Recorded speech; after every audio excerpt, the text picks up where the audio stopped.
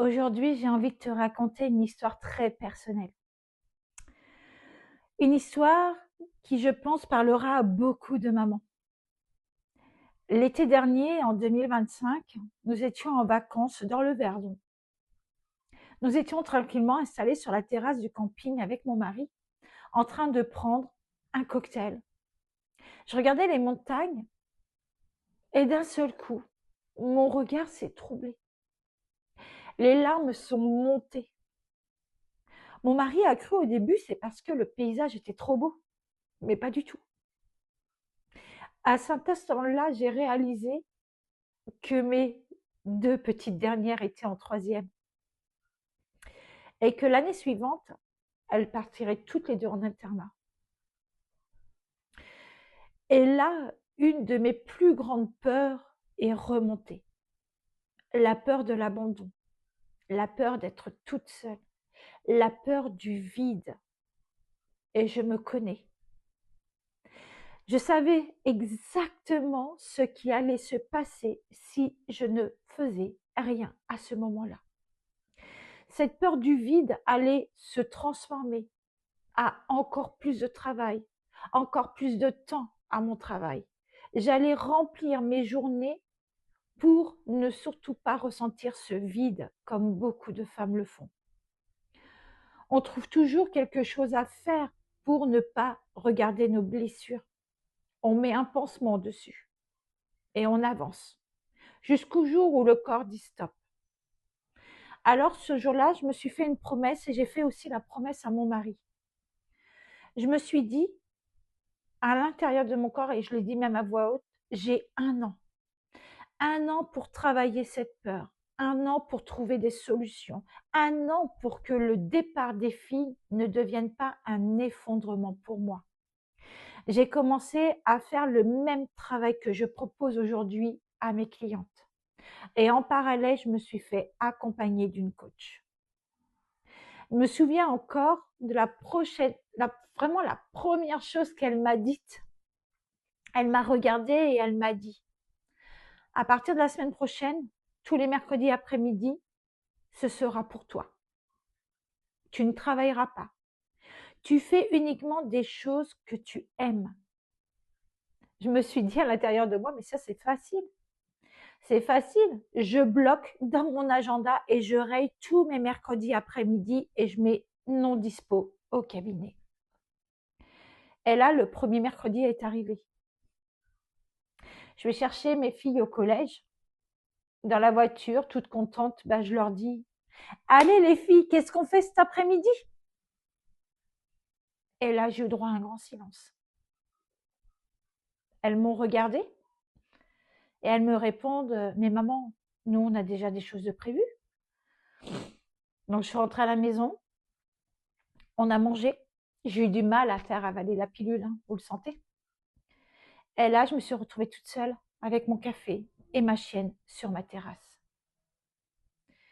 Je me vois même encore en train de lui parler. Et là, je lui ai dit, mais je ne vais pas passer tous mes mercredis comme ça. Et là, ça a vraiment été un déclic. J'ai compris que le problème n'était pas que les filles grandissent.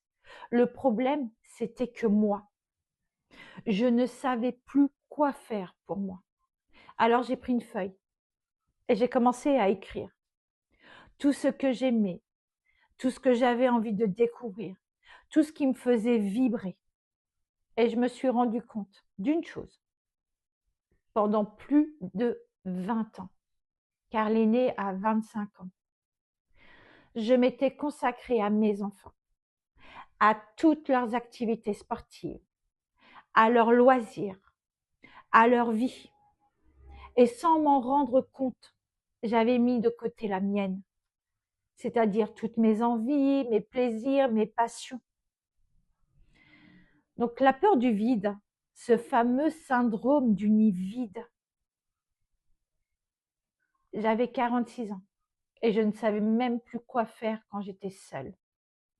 Il m'a fallu du temps, mais aujourd'hui, nous préparons tranquillement la rentrée en internat avec les filles. Et je peux te dire quelque chose que je n'aurais jamais imaginé il y a 1 an. Je me sens bien et je suis heureuse pour elle, mais pour moi. J'adore ces moments où je suis toute seule. Je me suis créé un nouveau rythme de vie.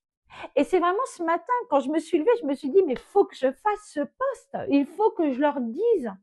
Ce matin, je me suis levée, il était 6 heures. J'ai été faire ma marche, j'ai pris le temps de me préparer, j'ai préparé mon petit déjeuner tranquillement, j'ai écrit, j'ai lu, j'ai toujours ma playlist qui me suit partout grâce à, à ce qu'ils m'ont offert lors de ma fête des mères. Je travaille aussi bien de la maison, du cabinet, à l'extérieur, je développe mes projets, je crée, je réfléchis et j'ai des moments rien que pour moi.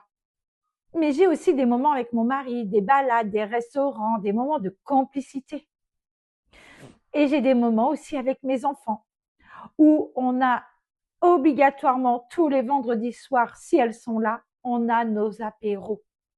On fait des jeux, nos sorties. Et ça, c'est vraiment des moments que j'adore. J'ai aussi des moments que j'aime profondément, c'est accompagner mes clientes. Je suis là pour les écouter, les aider, les voir passer des larmes au sourire. Et aujourd'hui, si je retiendrai qu'une seule chose, c'est que cette histoire-là m'a permis à moi, m'a vraiment permise. C'est que la vie ne s'arrête pas quand une étape se termine. Elle nous invite simplement à nous retrouver, à créer une nouvelle version de nous-mêmes, à vivre pleinement le moment présent. Et si aujourd'hui, en m'écoutant, tu t'es reconnu, si toi aussi tu as peur du vide, si tu sens que tu t'es oublié pendant des années, sache qu'il existe des solutions. Tu n'es pas obligé de traverser tout ça toute seule. C'est pour ça que souvent je le dis et je le répète, j'offre un appel découverte de 30 minutes. Et pendant cet échange, nous prendrons le temps de voir où tu en es aujourd'hui, ce que tu traverses. Surtout, savoir aussi si je suis la bonne personne pour t'accompagner. Je ne travaille pas avec tout le monde. Si je pense que mon accompagnement ne correspond pas à ce que tu as besoin aujourd'hui, je te le dirai en toute sincérité et honnêteté. Mais si je peux t'aider à trouver cette femme que tu as peut-être mis de côté depuis des années, alors ce sera avec beaucoup de plaisir, de joie que je t'accompagnerai. Je te laisse le lien dans la bio en dessous. Et si cette vidéo te parle, je te dis à très bientôt.